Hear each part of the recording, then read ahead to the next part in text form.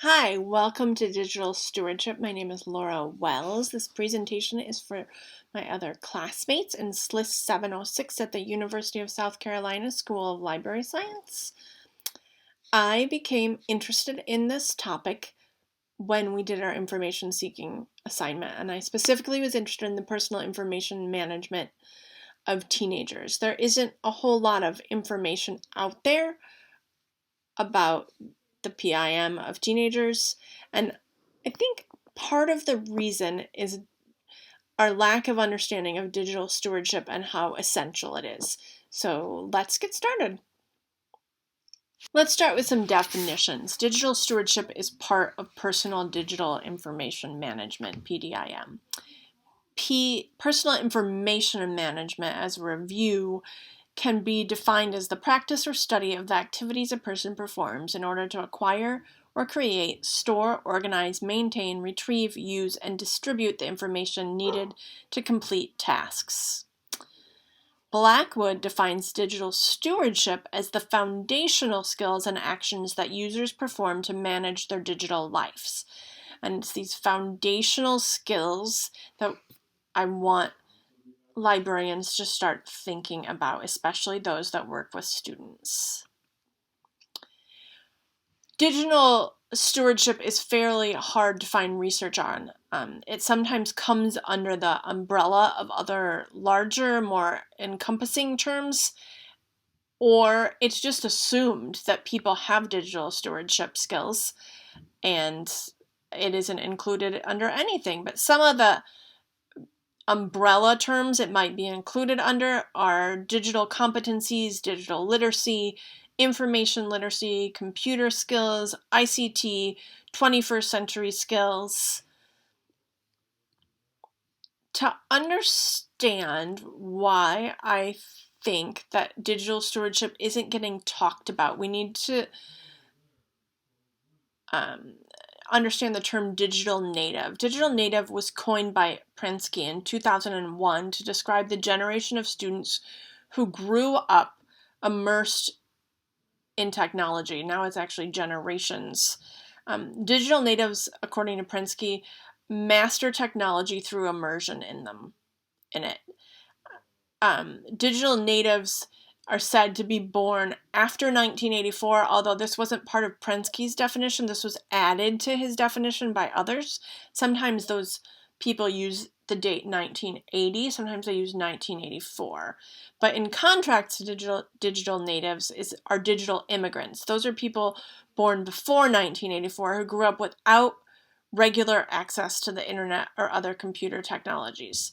According to Prensky, they have to be taught technology skills. Since Prensky's digital native idea came out, there have been multiple researchers who have disproven the idea of the digital native kind of automatically having digital literacy. Students born after 1984 do have some digital skills, but they're limited to basic office suite skills, emailing, text messages, social media, and surfing the internet. Not necessarily critically, just consuming information. There have been theories, well, maybe we put the date too soon. Maybe these kids that have kind of innate technology skills were born later, like 2004.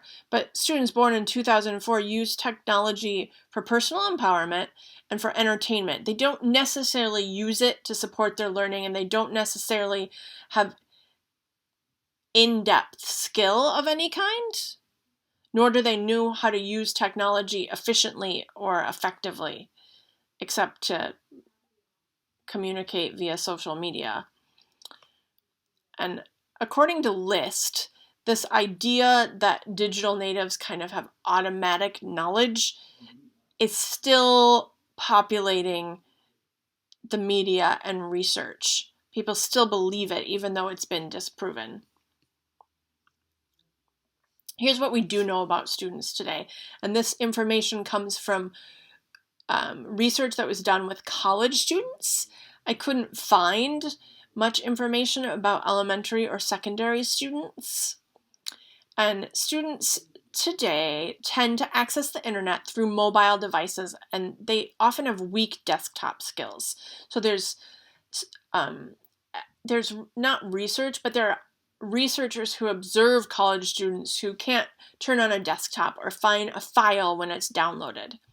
And you and I both know that academic technology skills are going to require more than just a mobile phone. Students today are prone to distraction due to the ever-changing nature of video games and social media. They prioritize staying connected. Students today expect others to use new communication technology, but they don't demand technology use in their learning environments. They're pretty content with the way they use technology and don't necessarily care about learning new ones unless it's part of an assignment or required for their job. Here's some more realities. The digital skill level of digital natives, and here I use digital natives simply to refer to the generations born after 1984, not with an assumption of their skill level. Their skill level, these digital natives, is dependent on their access to devices and their access to adults who can help them learn. And in contrast to what Prensky believed, many digital immigrants are more skilled or equally as skilled as digital natives when it comes to digital skills. Predicting the digital competence of a digital native is almost impossible, although there are definite correlations, not with age, but with socioeconomic status and the education level of parents. In a survey of 188 pre-service teachers, 18% believe students already have the needed digital skills without further instruction. And the reason this is relevant to us as librarians is we cannot assume that teachers are teaching basic digital stewardship unless it is required by a curriculum. And we can't assume that they have these basic digital stewardship skills based on their year that they were born. And according to a report from the National Skills Coalition, 31% of workers aged 16 to 64 have no digital skills, meaning they can't use a mouse or highlight text, or very little digital skills. They can open an email, but they can't even put it into a folder. And so why should a librarian teach digital stewardship? As librarians, we work to take away barriers to information access. A lack of digital stewardship skills is a barrier to access.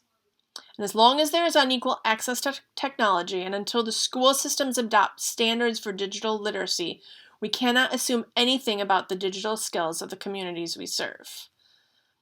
And while some students, especially the younger ones, definitely learn some digital skills very early, they still require instruction to use technology efficiently and effectively.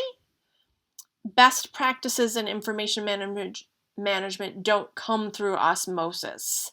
We cannot assume skill level because of age. Blackwood explains it well. She says, students' academic products represent their education, and they desperately need to access and maintain them for their future careers. Without personal digital stewardship skills, we leave our students vulnerable to digital and academic catastrophe via data loss, bit rot, and general disorganization. These academic catastrophes are completely preventable. So what does digital stewardship do for us? Well, it simplifies the finding and refinding process. It decreases stress, it saves time, it increases efficiency, and it minimizes feelings of information overload. Those are all desirable characteristics. So what should digital stewardship include if you're teaching it? Digital stewardship, as I said before, can be very personal, but there are definitely best practices that enable us to share the personal things that we create and maintain with others. It also assists in the finding and refinding process. So things that you might include in a lesson on digital stewardship would be file and folder name creation, the creation of folder structures, personal data archiving processes, the creation of backups, including the cloud, housekeeping and deletion of files, and then I added to Blackwood's list downloading, just because I know some people download files and then don't know where they go. And so I thought that would be helpful to add to that list. I hope this brief instruction on what digital stewardship is and how it can be a barrier to information access was helpful. I hope it gives you something to think about, and I hope you have a great break. Thanks for listening. The next 2 slides will just be the works cited in case you're interested in the research.